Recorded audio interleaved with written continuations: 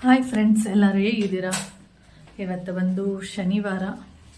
ವಿಡಿಯೋನ ಇವಾಗ ಸ್ಟಾರ್ಟ್ ಮಾಡ್ತಾ ಇದ್ದೀನಿ. ಕೌಶಿ ಮತ್ತು ಮೋನ್ ಮಾಮ ಒಂದು ನಿಮಿಷ ಮಾಮ ಬಿಟ್ಟು ಬರೋಕ್ಕೆ ಅಂತ ಹೋದರು.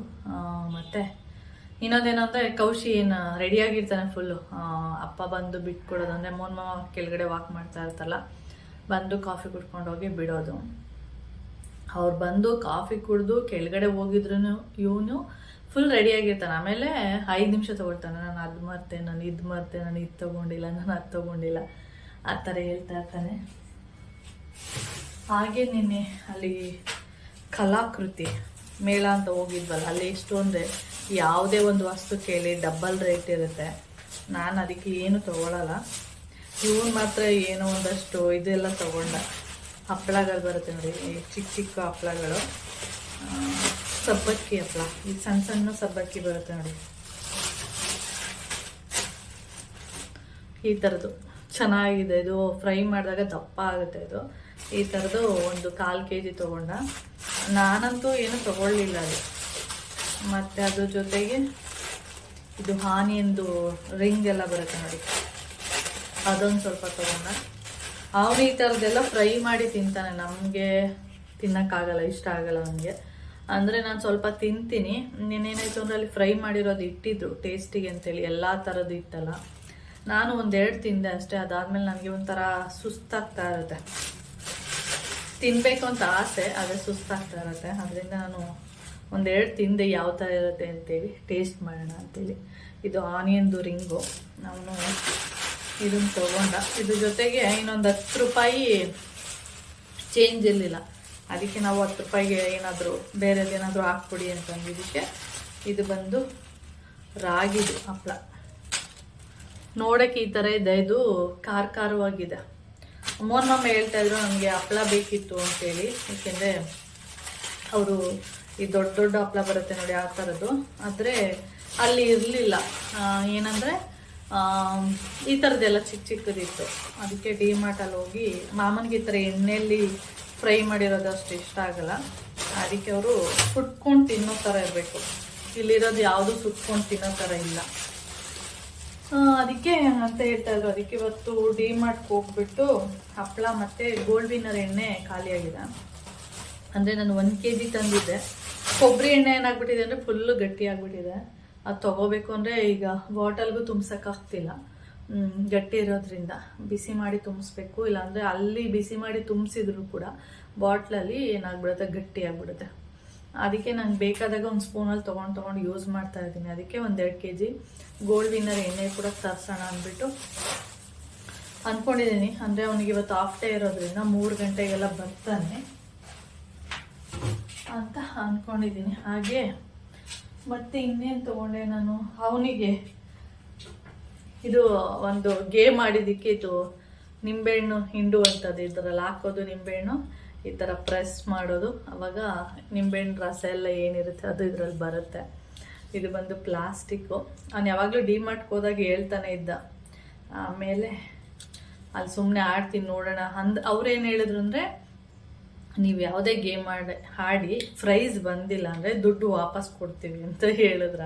ಅಮ್ಮ ನಮಗೇನು ಸಿಕ್ಕಿಲ್ಲ ಅಂದರೆ ದುಡ್ಡು ಬರುತ್ತೆ ಬಿಡಮ್ಮ ಅಂದ್ಬಿಟ್ಟು ಹಾಡೋಣ ಅಂದ್ಬಿಟ್ಟು ಹಾಡ್ತಾಯಿದ್ವಿ. ಆಮೇಲೆ ಏನಂದ್ರೆ ಅಂಥ ಜಾಗಗಳಿಗೆ ಹೋದರೆ ಸ್ವಲ್ಪ ರೇಟ್ಗಳೇನಿದೆ ಡಬಲ್ ರೇಟ್ ಇರುತ್ತೆ. ಒಂದು ಬ್ಲಾಂಕೆಟ್ ಇರ್ಬೋದು, ಒಂದು ಮ್ಯಾಟು, ಏನೇ ಕೇಳಿ ನಾನು ಅಂದೆ.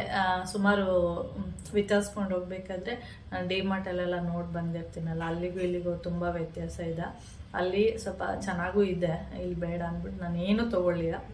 ಅವನು ಮಾತ್ರ ಅದೊಂದಷ್ಟು ತೊಗೊಂಡ. ಹಾಗೆ ಕೌಶಿದು ಮೊನ್ನೆ ಸ್ಲಿಪ್ಪರು ಕಿತ್ತೋಯ್ತು.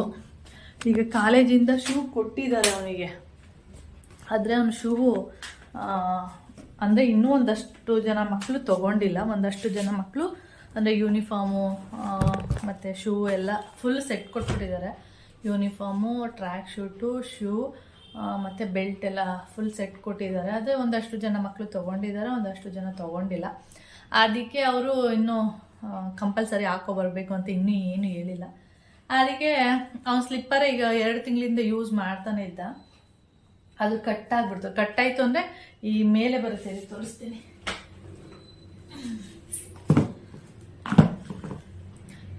ಈ ಥರ ಇರುತ್ತಲ್ಲ, ಇದು ಪಟ್ಟಿನೇ ಈ ಥರ ಬಂದ್ಬಿಟ್ಟಿದೆ. ನಾನು ಹೊಲ್ಸೋ ದುಡ್ಡು ಕೊಟ್ಟು ಚೆನ್ನಾಗಿದೆ ಬ್ರ್ಯಾಂಡೆಡ್ ಪ್ಯಾರಾಗನ್ದು ಅಂತಂದರೆ ಹೋಗಮ್ಮ ಯಾರು ಹೊಲಿಸ್ತಾರೆ, ಹೊಸದೇ ತೊಗೊಳ್ಳೋಣ ಅಂತಂದ.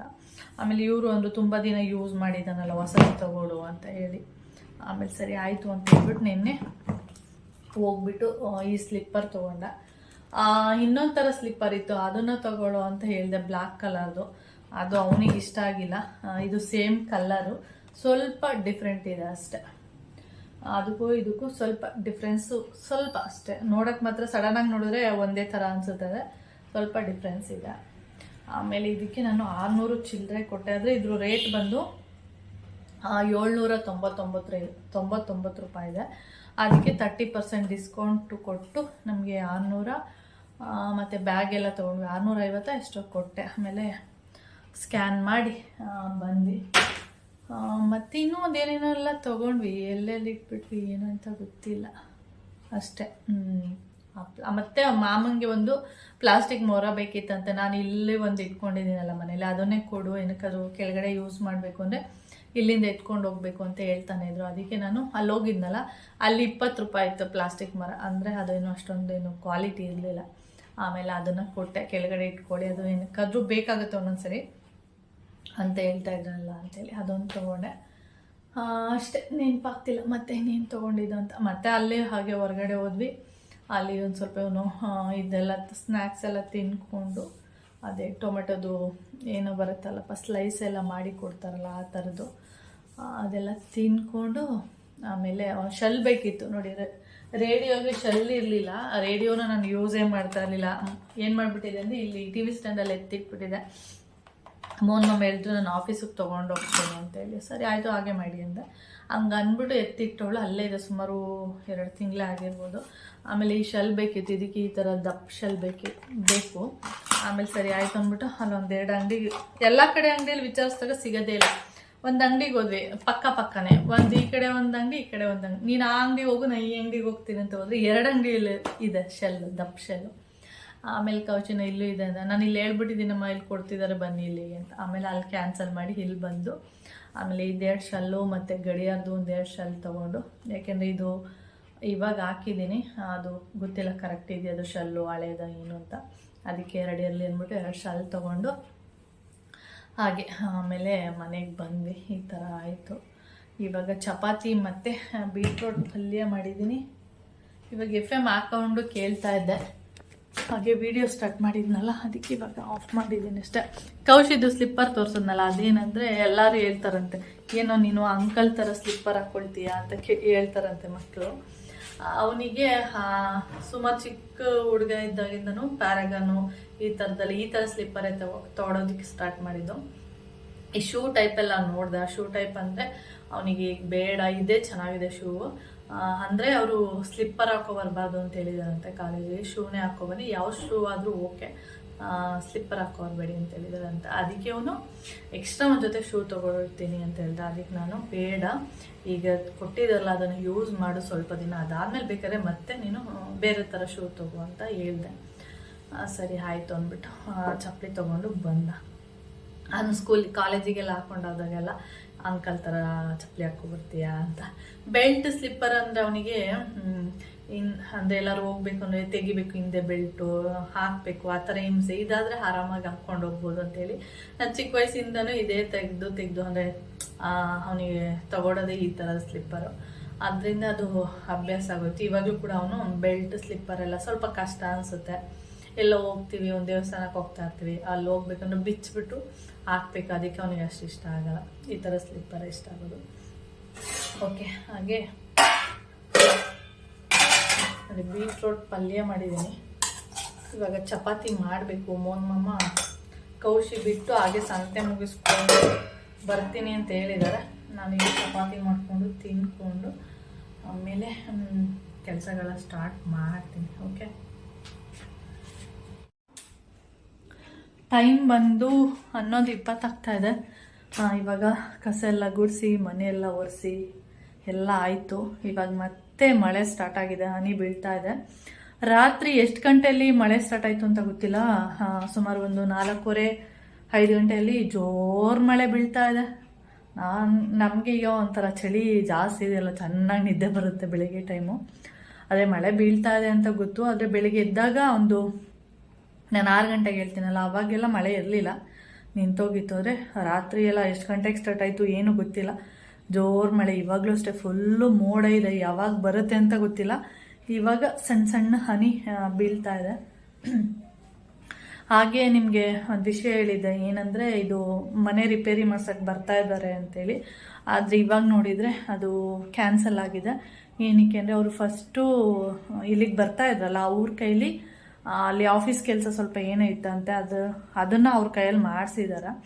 ಅವ್ರೇನಷ್ಟು ಸರಿಯಾಗಿ ಮಾಡಿಲ್ಲ ಅಂದ್ಬಿಟ್ಟು, ಅಂದರೆ ಏನೋ ಕಂಪ್ಲೇಂಟ್ ಬಂತಂತೆ ಸರಿ ಮಾಡಿಲ್ಲ ಅಂತೇಳಿ. ಅದಕ್ಕೆ ಅವ್ರನ್ನ ಕ್ಯಾನ್ಸಲ್ ಮಾಡಿ ಫಸ್ಟು ಒಬ್ಬರು ಬಂದಿದ್ರು, ಕೆಳಗಡೆ ಸಂಪ್ ತೋರಿಸ್ತೀನಲ್ಲ, ಆ ಸಂಪ್ ಮಾಡಿದವರು ಫಸ್ಟ್ ಟೈಮ್ ಅವರೇ ಬಂದಿದ್ರು, ನೋಡ್ಕೊಂಡು ಹೋಗಿದ್ರು.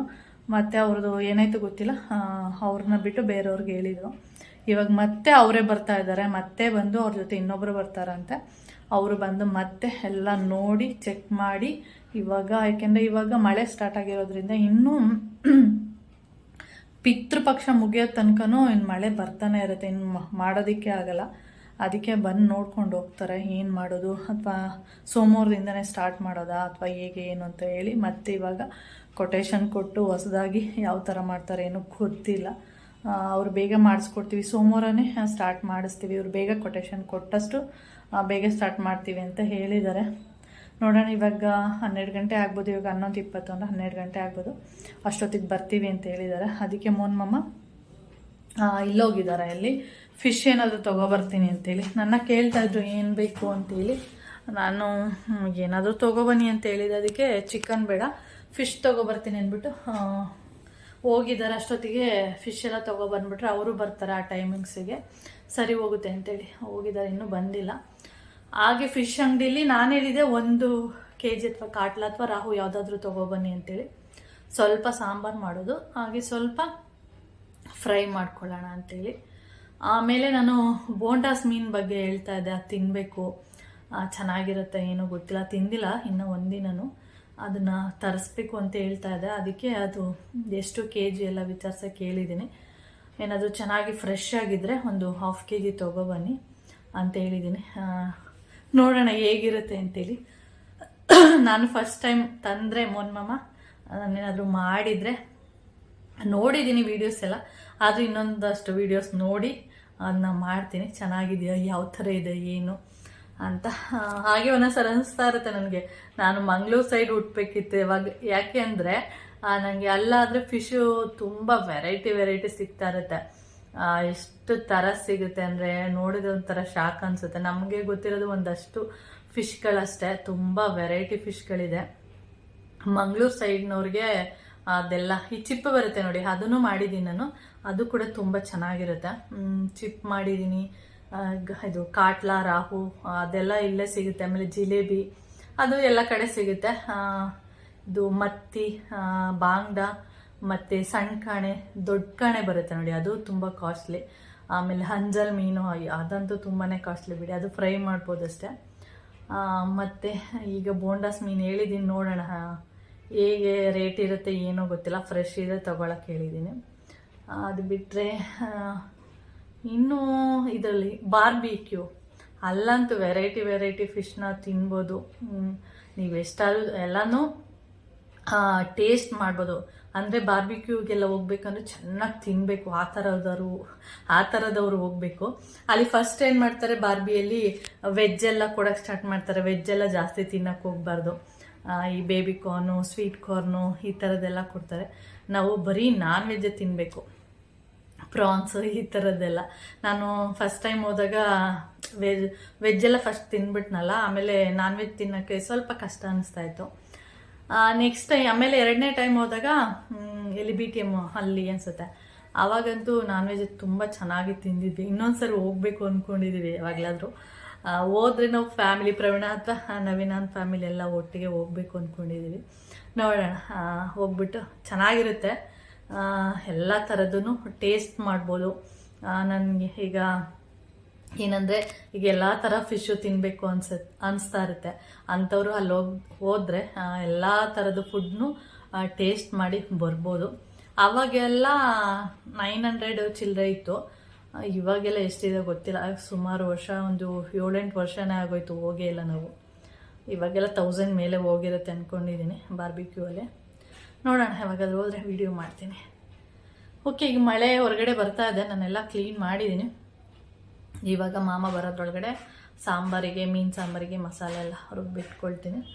ಆಮೇಲೆ ತಂದ ತಕ್ಷಣ ಸಾಂಬಾರೆಲ್ಲ ಮಾಡಿರ್ತೀನಿ. ಅಂದರೆ ಇವಾಗ ಸಾಂಬಾರು ಮಾಡಿದ್ರೆ ರಾತ್ರಿಗೇ ತಿನ್ನೋದು. ಆಮೇಲೆ ಇನ್ನೊಂದು ಹೇಳ್ಬೋದು ನೀವು, ಇವಾಗ ಶ್ರಾವಣ ಶನಿವಾರ ಅಲ್ವಾ ಇವತ್ತು, ಅದಕ್ಕೆ ನೀವು ನಾನ್ ವೆಜ್ ತಿಂತೀರಾ ಅಂತ. ನಮ್ಮ ಕಡೆ ಎಲ್ಲ ಅಂದರೆ ಅಮ್ಮ ಮನೆ ಅಲ್ಲೆಲ್ಲ ಶ್ರಾವಣ ಶನಿವಾರ ನಾನ್ ವೆಜ್ಜೇ ಮಾಡೋದು. 4ನೇ ಶ್ರಾವಣ ಬರುತ್ತೆ ನೋಡಿ, ಆವಾಗ ನಮ್ಮ ಕಡೆ ಮರಿ ಎಲ್ಲ ಕಡ್ದು ಎಲ್ಲರಿಗೂ ಹೇಳಿ ಹಬ್ಬ ಮಾಡ್ತೀವಿ. ಅದು ಗ್ರ್ಯಾಂಡಾಗಿ.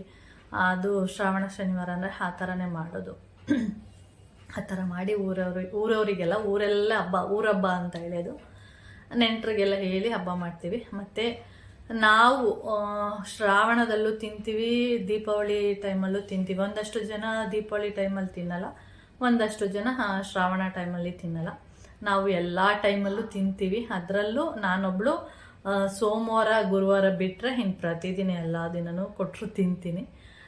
ಮೋಹನ್ ಮಮ್ಮ ಕೌಶಿ ಅವರು ಈ ದಿನ ತಿಂತೀನಿ ಈ ದಿನ ತಿನ್ನಲ್ಲ ಅಂತ ಏನೂ ಇಲ್ಲ. ಅವರು ಎಲ್ಲ ದಿನವೂ ತಿಂತಾರೆ. ನಾನು ಒಬ್ಬಳೇ ಅಷ್ಟೇ ಸೋಮವಾರ ಮತ್ತು ಗುರುವಾರ ತಿನ್ನೋದನ್ನು ಬಿಟ್ಟಿದ್ದು. ಮೊದಲೆಲ್ಲ ಹೇಗೆ ಅಂದರೆ ಎಲ್ಲ ದಿನವೂ ತಿಂತಾಯಿದ್ದೆ. ಸೋಮವಾರನೂ ತಿಂತಾಯಿದ್ದೆ, ಗುರುವಾರನೂ ತಿಂತಾಯಿದ್ದೆ. ಆ ಸೋಮವಾರ ಏನಕ್ಕೆ ಬಿಟ್ಟೆ ಅಂತ ಯಾವಾಗಲಾದ್ರು ಇನ್ನೊಂದು ಸರಿ ಯಾವಾಗಲಾದ್ರೂ ಹೇಳ್ತೀನಿ. ಹಾಗೆ ಗುರುವಾರ ಏನಕ್ಕೆ ಬಿಟ್ಟೆ ಅಂತ ಇನ್ನೊಂದು ಸರಿ ಯಾವಾಗಲಾದ್ರು ವೀಡಿಯೋ ಹೇಳಬೇಕಾದ್ರೆ ವೀಡಿಯೋಗೆ ಆವಾಗ ಗೊತ್ತಾಗುತ್ತೆ ನಿಮಗೆ. ಓಕೆ, ಮಾಮ ಬರಲಿ, ಆಮೇಲೆ ವೀಡಿಯೋನ ಕಂಟಿನ್ಯೂ ಮಾಡ್ತೀನಿ. ಇದು ಆಂಟಿ ರಾತ್ರಿ ಕೊಟ್ಟಿರೋದು ಏನಂದ್ರೆ ಅರಿಶಿನದ್ದು ಕಡುಬು. ಅಂದರೆ ಅರಿಶಿನದ್ದು ಎಲೆಯಲ್ಲಿ ಏನೋ ಕಡುಬು ಮಾಡ್ತಾರೆ ಅವ್ರ ಕಡೆ. ಅದನ್ನು ಕೊಟ್ಟಿರೋದು 4 ಕೊಟ್ಟಿರೋದು ನೋಡಿ. ನಾನು 1 ತಿಂದಿದ್ದೀನಿ. ಇವಾಗ ಫ್ರಿಜ್ಜಲ್ಲಿ ಇಟ್ಟಿದ್ದೆ, ಇವಾಗ ತೆಗೆದು ಹೊರಗಡೆ ಇಟ್ಟಿದ್ದೀನಿ. ಕೋಲ್ಡ್ ಇದೆ, ಸ್ವಲ್ಪ ಹೊತ್ತಾಗಲಿ ಆಮೇಲೆ ತಿನ್ನೋಣ ಅಂತೇಳಿ. ಈ ಥರ ಇದೆ. ಅಂದರೆ ಅರಿಶಿನದ್ದು ಎಲೆ ಸ್ಮೆಲ್ ಬರ್ತಾ ಇದೆ. ಅಂದರೆ ಸ್ವಲ್ಪ ಹಸಿ ಅರಿಶಿನ ಬರುತ್ತೆ ನೋಡಿ, ಅದು ಸ್ಮೆಲ್ ಬರ್ತಾ ಇದೆ. ಮೋಹನ್ ಮಾಮ ಅವರಿಗೆ ಸ್ವೀಟು ಅಂದರೆ, ನನಗೂ ಅಷ್ಟೇ, ನಮ್ಮ ಫ್ಯಾಮಿಲಿಯಲ್ಲಿ ಅಂದರೆ ನಮ್ಮ ಮನೇಲಿ 3 ಜನ ಇದ್ದೀವಲ್ಲ, ಕೌಶಿ, ನಾನಾಗಲಿ ಮಾಮ ಆಗಲಿ ಸ್ವೀಟ್ ಅಂದರೆ ಅಷ್ಟು ಇಷ್ಟ ಆಗಲ್ಲ. ಅದಕ್ಕೆ ಇಲ್ಲೇ ಇದೆ. ಖಾರ ಆಗಿದ್ದೆ ಇಷ್ಟೊತ್ತಿಗೆ ತಿಂದು ಮುಗಿಸ್ಬಿಡ್ತಾಯಿದ್ರು. ಕೇಳಿದ್ರೆ ಏನದಂತ, ಅರಿಶಿನದ ಕಡುಬು ಅಂದರೆ ಹೌದಾ ತಿನ್ನು ಅಂತ ಹೇಳ್ಬಿಟ್ಟು ಇಲ್ಲೇ ಇದೆ ಫ್ರಿಜ್ಜಲ್ಲಿ. ಇನ್ನೊಂದು 2 ಇದೆ. ಹಾಗೆ ನೋಡಿ, ಮೀನು ಸಾಂಬಾರಿಗೆ ರುಬ್ಬಿಟ್ಟಿದ್ದೀನಿ. ಮತ್ತು ಒಗ್ಗರಣೆಗೆ ಈರುಳ್ಳಿ ಎಲ್ಲ ಕಟ್ ಮಾಡಿಟ್ಟಿದ್ದೀನಿ. ಹಾಗೆ ಹುಣಸೆಹಣ್ಣು ಕೂಡ ನೆನೆಸಿಟ್ಟಿದ್ದೀನಿ. ಹುಣಸೆಹಣ್ಣು ಹಾಕಿದಷ್ಟು ಟೇಸ್ಟ್ ಇರುತ್ತೆ ಮೀನು ಸಾಂಬಾರು, ಅದರಿಂದ.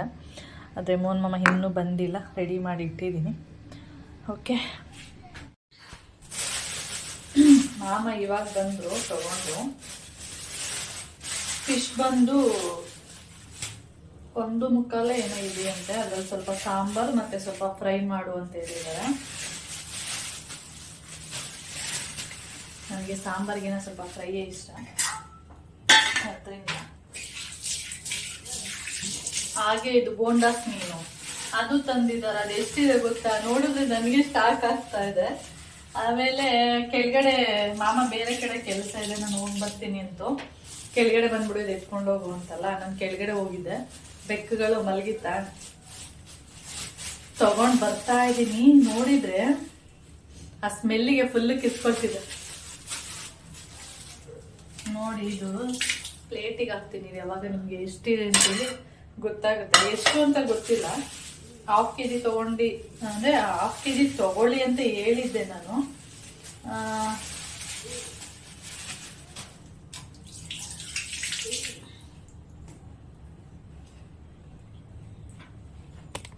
ಯಾರೆಲ್ಲ ಬೋಂಡಾಸ್ ಮೀನು ಮಾಡ್ತೀರಾ ಗೊತ್ತಿಲ್ಲ ನನಗೆ. ಇಲ್ಲಿ ನೋಡಿ, ಇದೆ ನೋಡಿ ಬೋಂಡಾಸ್ ಮೀನು.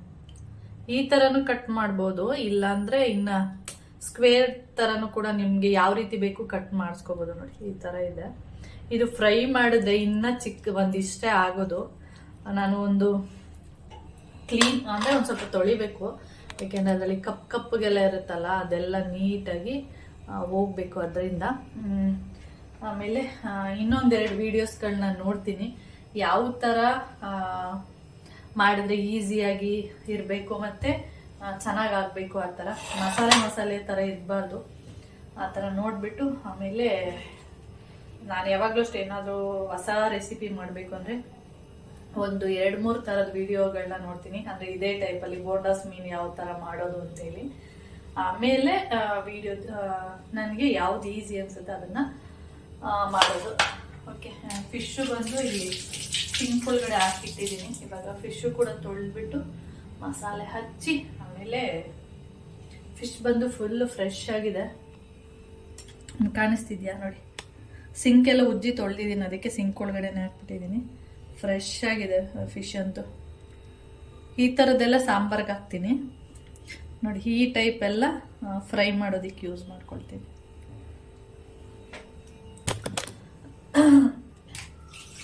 ಓಕೆ ಫ್ರೆಂಡ್ಸ್, ಆಮೇಲೆ ವಿಡಿಯೋನ ಕಂಟಿನ್ಯೂ ಮಾಡ್ತೀನಿ. ಬೋಂಡಾಸ್ ಮೀನು ಯಾವ ಥರ ಮಾಡೋದು ನಾನು ಮಾಡಿಬಿಟ್ಟು ನಿಮ್ಗೆ ಹೇಳ್ತೀನಿ, ಚೆನ್ನಾಗಿತ್ತಾ ಇಲ್ವಾ ಏನು ಅಂತೇಳಿ. ಓಕೆ ನೋಡಿ, ಮೀನಿಗೂ ಕೂಡ ಮಸಾಲೆ ಹಾಕಿದ್ದೀನಿ. ಈಗ ಜಸ್ಟ್ ಹಾಕಿದ್ದು, ನನ್ನ ಕೈಯೆಲ್ಲ ಎಲ್ಲೋ ಕಾಣಿಸ್ತಾ ಇದೆ. ನಿಮ್ಗೆ ಹೆಂಗೆ ಕಾಣಿಸ್ತಾ ಇದೆಯೋ ಗೊತ್ತಿಲ್ಲ ನನಗೆ.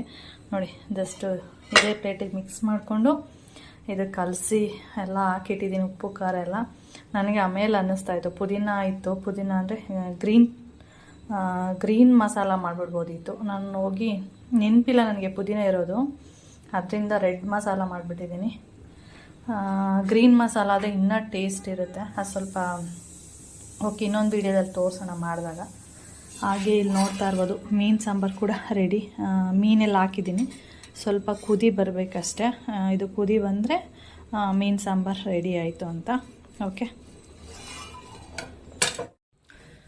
ಕಾಂಟ್ರಾಕ್ಟರ್ ಬಂದಿದ್ದಾರೆ, ಅಂದರೆ 12 ಗಂಟೆಗೆ ಬರ್ತೀನಿ ಅಂತ ಹೇಳಿದವರು. ನೋಡಿ, 1 ಗಂಟೆ ಆಗಿದೆ, ಇವಾಗ ಬಂದಿದ್ದಾರೆ. ಅವ್ರ ಜೊತೆಗೆ ಅವ್ರು ಬಂದಿದ್ದಾರೆ, ಅವ್ರ ಜೊತೆಗೆ ಇನ್ನೊಬ್ಬರು ಬರ್ತಾರಂತೆ, ಅದಕ್ಕೆ ಕೆಳಗಡೆನೇ ವೆಯ್ಟ್ ಮಾಡ್ತಾ ಇದ್ದಾರೆ. ಅವ್ರು ಬಂದಮೇಲೆ ನಾನು ಹೋಗ್ಬಿಟ್ಟು ಮೇಲೆ ಮೋಹನ್ ಮಾಮ ಏನು ಹೇಳ್ತಾರೆ ನಾನು ಅದ್ರ ಜೊತೆಗೆ ಸ್ವಲ್ಪ ಎಕ್ಸ್ಪ್ಲೈನ್ ಮಾಡ್ತೀನಿ, ಈ ರೀತಿ ಅಂತೇಳಿ.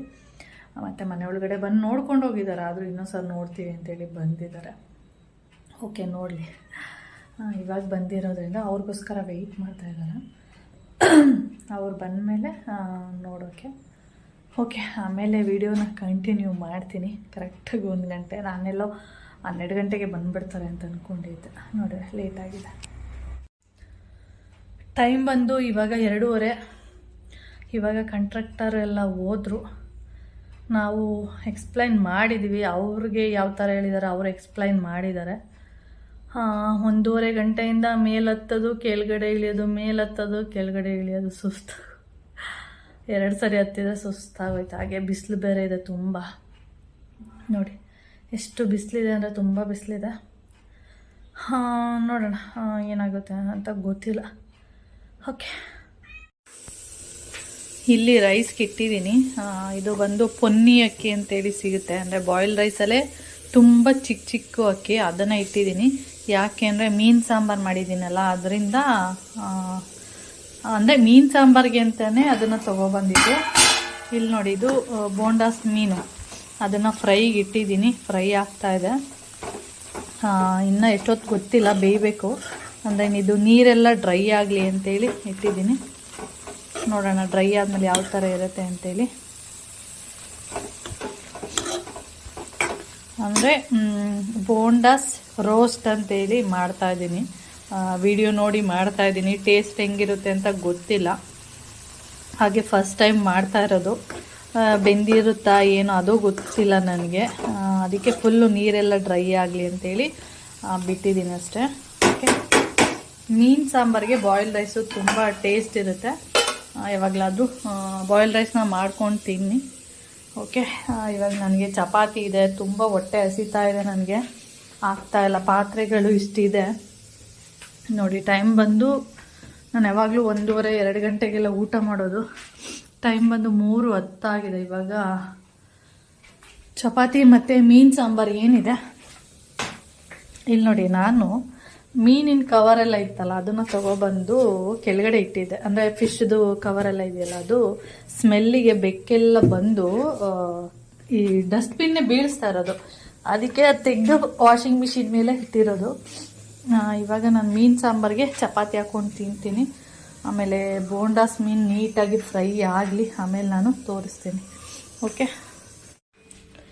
ನೋಡಿ ಮೀನು ಸಾಂಬಾರು ಹಾಗೆ ಪೊನ್ನಿ ಅಕ್ಕಿ ಅಂತ ಹೇಳಿದ್ನಲ್ಲ ಇದೇನೆ. ಬಾಯ್ಲ್ಡ್ ರೈಸು ಅಂದರೆ ಪೊನ್ನಿ ಅಕ್ಕಿ ಅಂತ ಹೇಳಿದ್ನಲ್ಲ ಅದು ಈ ಥರ ಇರುತ್ತೆ. ಇದು ಸಾಂಬಾರನ್ನ ಕುಡಿಯಲ್ಲ, ಆ ಥರನೇ ಒಂಥರ ಗಟ್ಟಿ ಥರ ಇರುತ್ತೆ. ಅದು ನಮ್ಗೆ ಸ್ವಲ್ಪ ಕಷ್ಟನೇ.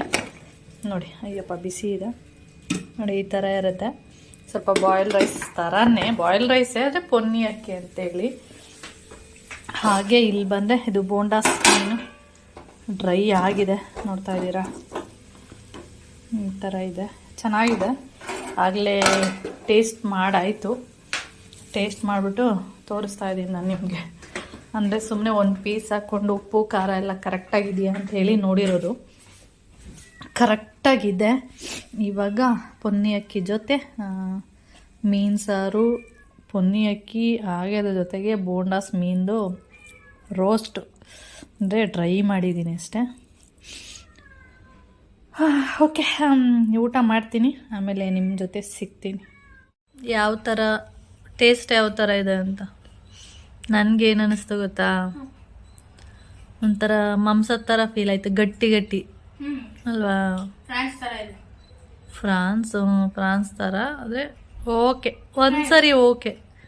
ಅಪ್ಪ ಎಷ್ಟು ತಂದಿದಂತ ಗೊತ್ತಿಲ್ಲ, 1/2 kg ಏನು ಅಂತ ಅದು ನೋಡಿದರೆ ಇಷ್ಟಿತ್ತು.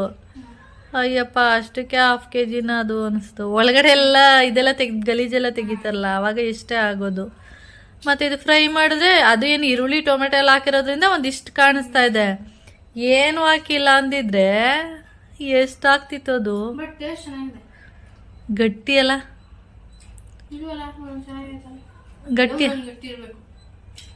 ಗಟ್ಟಿ ಇದೆ, ಮಾಂಸ ಥರ ಗಟ್ಟಿ. ಅಷ್ಟೊಂದು ಗಟ್ಟಿ ಇಲ್ಲ, ಮಾಂಸ ಯಾವ ಥರ ಇದೆ ಆ ಥರ ಗಟ್ಟಿ ಇದೆ. ಅದನ್ನೇ ನಾನು ಹೇಳಿದ್ದು, ಮಾಂಸ ಥರ ಗಟ್ಟಿ ಇದೆ ಅಂತಲೇ ಹೇಳಿ. ಆದರೆ ಅಷ್ಟು ಕಾಸ್ಟ್ಲಿನೇನೋ ಗೊತ್ತಿಲ್ಲ ನನಗೂ, ಎಷ್ಟು ರೇಟ್ ಏನೋ ಕೇಳಲೇ ಇಲ್ಲ. ನನಗೆ ಗಟ್ಟಿ ಅನ್ನಿಸ್ತು, ಅಂದರೆ ಮಾಂಸ ಥರನೇ ಫೀಲ್ ಆಯಿತು ಅಷ್ಟು. ಓಕೆ, ಒಂದ್ಸರಿ ಟೇಸ್ಟ್ ಮಾಡಬಹುದು ಅಷ್ಟು, ಯಾವಾಗಲಾದ್ರೂ ಒಂದ್ಸರಿ. ತುಂಬ ಕಾಸ್ಟ್ಲಿ ಅಂದರೆ ಮಾಡೋಕ್ಕೆ ಬೇಜಾರಪ್ಪ.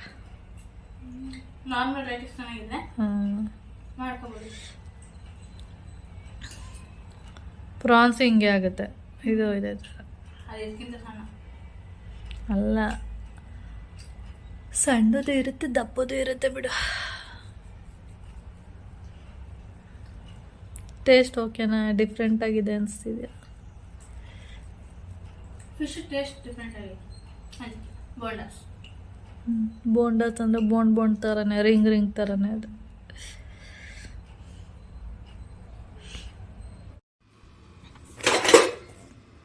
ನೋಡಿ, ಇದು ಬೋಂಡಾಸ್ ಮೀನು ಮಾಡಿದ ಪಾತ್ರೆ. ಬೋಂಡಾಸ್ ಮೀನೆಲ್ಲ ಖಾಲಿ. ತುಂಬ ಚೆನ್ನಾಗಿತ್ತು. ರೇಟ್ ಮಾತ್ರ ಸ್ವಲ್ಪ ನನಗೆ ಕಾಸ್ಟ್ಲಿ ಅಂತ ಅನ್ನಿಸ್ತು. ಯಾವಾಗಲಾದರೂ ಅಪರೂಪಕ್ಕೆ ಒಂದೊಂದ್ಸರಿ ತರಿಸಿದ್ರೆ ಆಯಿತು. ನೋಡಿ, ತಿಂದ್ಬಿಟ್ಟು ಖಾಲಿನೂ ಮಾಡಿ ಪಾತ್ರೆನೂ ಕೂಡ ತೊಳೆದಿಟ್ಬಿಟ್ಟಿದ್ದೀನಿ. ಇನ್ನೇನಿದು ಮೀನು ಸಾಂಬಾರು ಅಷ್ಟೇ. ಓಕೆ ಫ್ರೆಂಡ್ಸ್, ಈ ವಿಡಿಯೋನ ಇಲ್ಲಿಗೆ ಎಂಡ್ ಮಾಡ್ತೀನಿ. ವಿಡಿಯೋ ಇಷ್ಟ ಆದರೆ ಲೈಕ್, ಶೇರ್, ಕಾಮೆಂಟ್ ಮಾಡಿ. ಆಗಿರೋದು ಫಸ್ಟ್ ಟೈಮ್ ನೋಡ್ತಾ ಇದ್ದರೆ ಪ್ಲೀಸ್ ಸಬ್ಸ್ಕ್ರೈಬ್ ಮಾಡ್ಕೊಂಡು ನೋಡಿ. ನೆಕ್ಸ್ಟ್ ವಿಡಿಯೋದಲ್ಲಿ ಸಿಗೋಣ. ಓಕೆ, ಬಾಯ್.